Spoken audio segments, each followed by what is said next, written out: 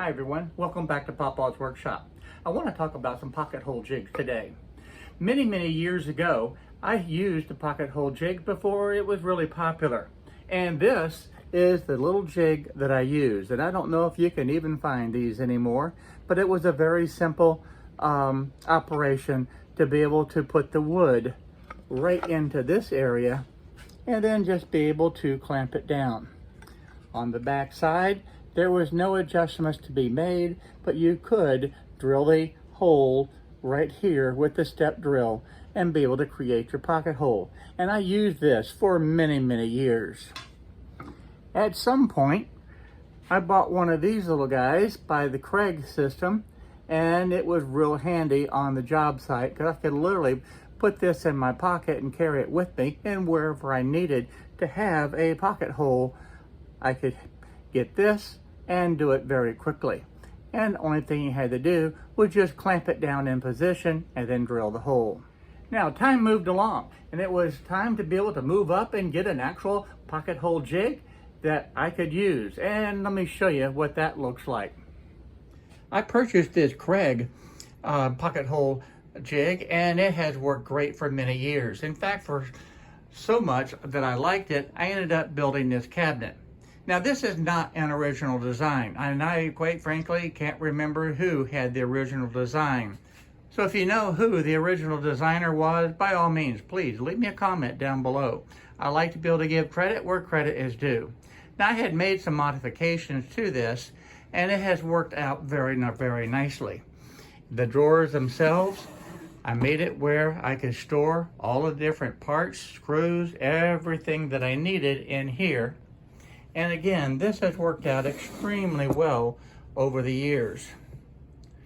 In addition to that, I made these dividers where they would just slip in and out. And again, that has worked well over the years. So now as time moved along, I ended up getting this pocket hole jig by the Armor Tool Company. Now this jig has proved to be very successful in the shop, and I absolutely love it. And I have done reviews on this before. But what I've always done is just set it on the workbench, made the pocket holes, and continued on. I never had an actual permanent stand for this to rest on. Now I don't need a great big fancy one like I have over here.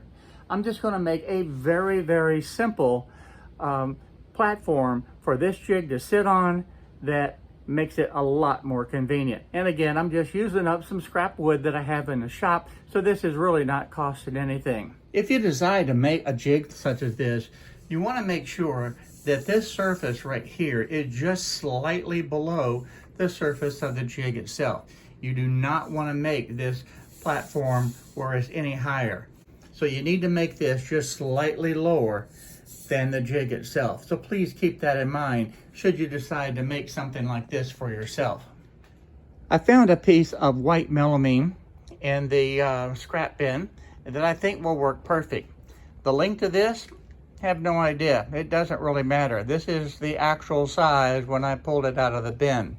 The important measurement was this measurement from this side over to the other side, because that ended up being the exact size that I needed for this jig. And the only thing I'm going to do is just screw this down right in the center of this piece of melamine. I know there's going to be some people asking, so this little scrap piece of material ended up being, well, 2 feet long, and this was just under 12 inches. And that is going to be the perfect measurement for this. Now obviously this is much shorter than the original one that I had made for the Craig jig, but that's okay.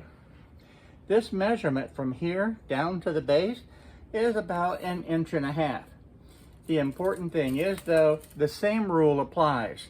I'm going to put 2 pieces of plywood so that this is just slightly below this surface. Again, that's very important. And that's really the only important measurements that you need to have for this simple little base. To mount this jig, there's actually only 3 holes. I have one right up here in the front, and then there's 2 on the back side. I want to find a screw that is thin enough that will go through that hole without actually marring this jig. Now originally I had planned on just using the 1¼ inch screw, which is part of the pocket joinery itself. But this screw, the diameter of it is just too big and it's not going to go through that hole. Now I could go ahead and drill it through and cut this threads into the plastic, but I really don't want to do that. The nice thing about this little scrap piece of the melamine is that it's already square. Now being that this is 24 inches, I measured the base to be able to get this measurement, and the only thing I need to do is just measure over about 10 inches, and that will put this jig right in the center of this material.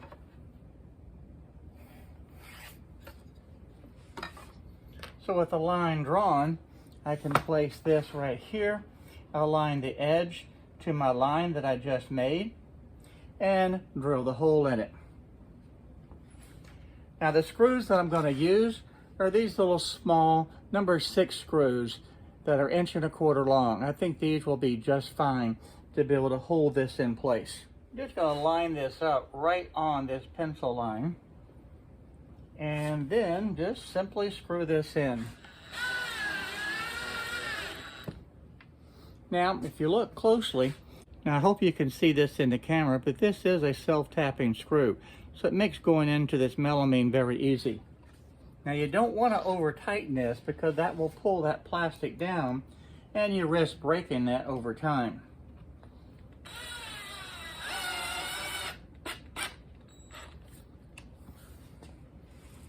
The jig is now mounted. Now I need to put a little platform out here to be able to raise this up to support the material when I'm using a pocket hole jig. And I think I'm going to use just some 3/4 inch plywood. Unfortunately, 3/4 inch plywood is not 3/4 inch. And this actually is down quite a bit. I want to get down real close because you can see that this surface is below this platform that supports the material, and that's good. But this surface is actually lower than this platform. Again, that's designed to support the material as it goes into this jig. 3/4 inch plywood is really not 3/4 of an inch. Now I'm going to grab a piece of MDF and see if that's going to work out better. When you look at 3/4 inch plywood, you'll actually measure that, and it's not 3/4. This is actually 0.716, or you could say 0.72 inches thick, and that's quite a bit less than the 3/4 of an inch. But this piece of MDF, let's measure this, and you can see that this is actually 0.76, so it's actually slightly more than the 3/4 of an inch that I need.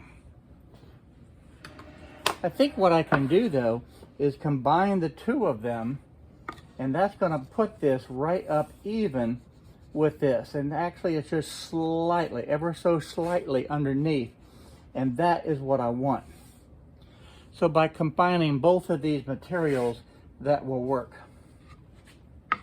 Now this piece of a MDF was actually an old sink cutout that I had, and again it's just a scrap piece that was left over, and a lot of times when you make your sink cutouts you just throw this away. Well, I held on to it.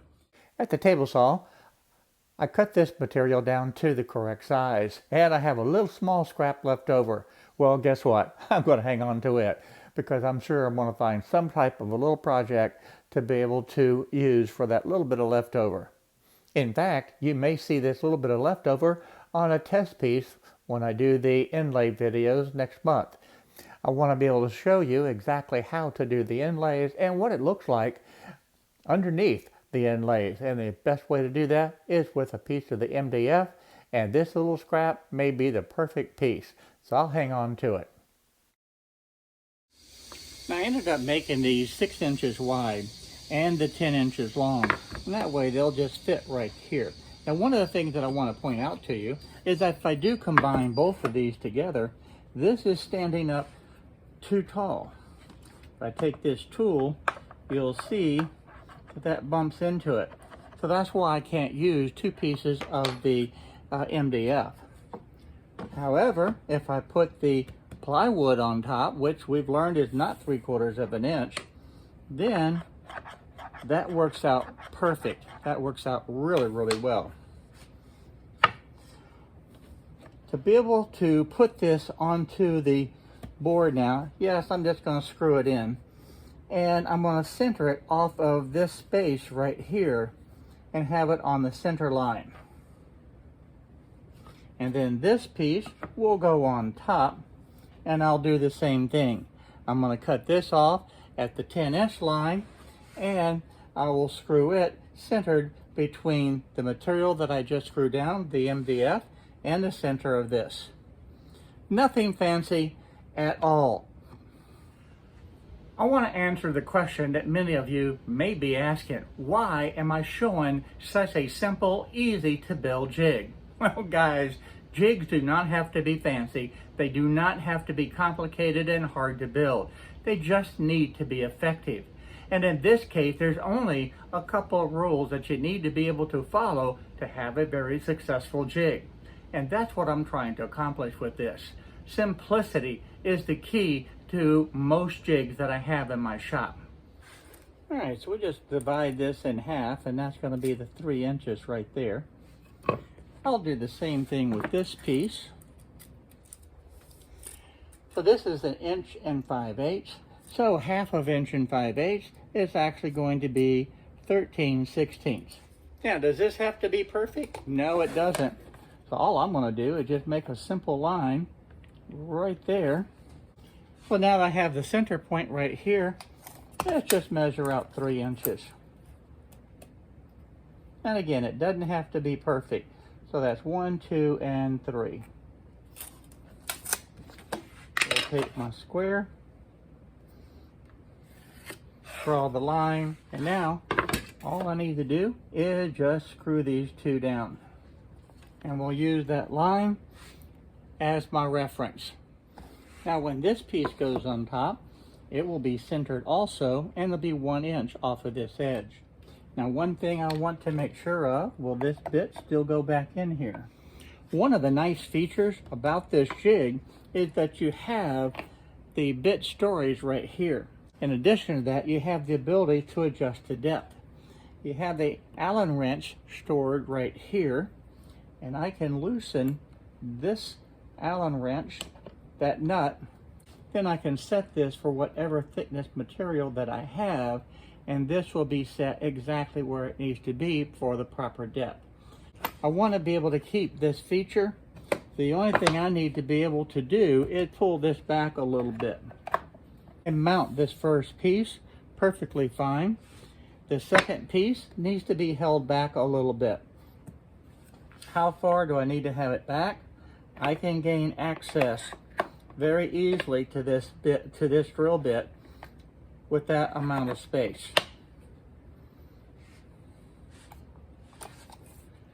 That is going to be 1 inch, and that will take care of it. Now there's nothing on the other side that is going to be in the way. I will take this material now, place it where it needs to be, and no tape measure needed. Just mark it underneath for the measurement that I need. I'll take this back to the table saw and cut that off.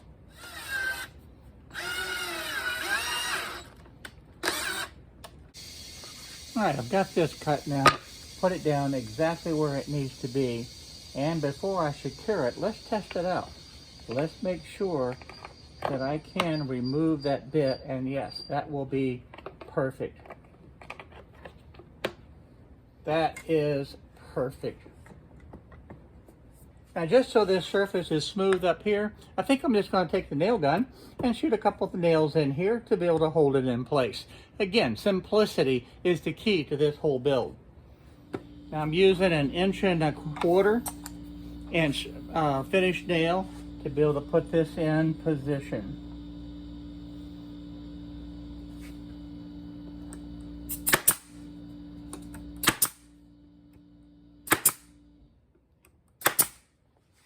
The nails are out of the way, so my material could lay in here. I don't have to worry about anything getting in the way and changing that height. I'm going to leave this screw out. Don't really need it. I don't want to take a chance on having the drill bit hit the head, and we'll put one right there. And there is perhaps the simplest jig for the armor pocket hole jig that you can have. One of the things that I like to be able to do too is have room out here to be able to clamp it down should I need to, and this will give plenty of area to be able to clamp it to the workbench. So 2 jigs to accomplish the same thing with the pocket holes with totally different designs. Simplicity is for my armor tool. This one is going to get a lot of use. Quite frankly, this has become my favorite pocket hole jig. But there's still a place for the Craig jig in the shop. It's not going anywhere at all. So I have 2 jigs, one just a little bit simpler than the other one. Thanks for watching this video today. I know it was short, quick, and a very, very simple build. And sometimes that's what you need to be able to do. In the past, I have made some very simple jigs that you guys have absolutely loved. And I hope that this jig is going to be another one in a long line of very simple jigs that I have in my workshop. And if you did like the video, go ahead and give me a thumbs up, and while you're there, hit the little subscribe button and the bell notification right down there. I do have a lot of videos planned. With this month coming to a close, I tried to get back on track with the different videos that I was making since I had COVID earlier in the month, and I'm glad that's over with. In September, I have a lot of CNC videos as well as the laser videos that are planned. I can't wait to get those out to you. So until next time, I'll see you soon. Bye-bye.